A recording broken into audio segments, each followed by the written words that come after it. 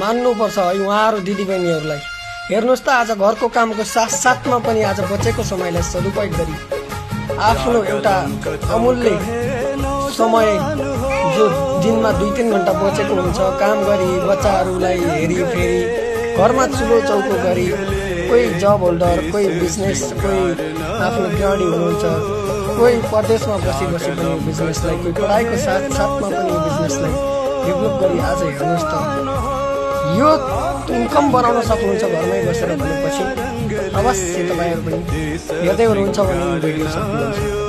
र कसरी सक्छु भन्ने कुराहरूमा कन्फ्युजन हुनुहुन्छ भने मेरो फेसबुक प्रोफाइलमा गएर मलाई मेसेज गर्नुहोला र म गर्न चाहन्छु भन्नुहोला र तपाईँलाई म बताउनुको लागि एनी टाइम रेडी रहनेछु भन्न चाहन्छु। Thank you so much. Wish you well. हजुरको सबैको बाँकीको दिन शुभ रहोस्। Thank you so much.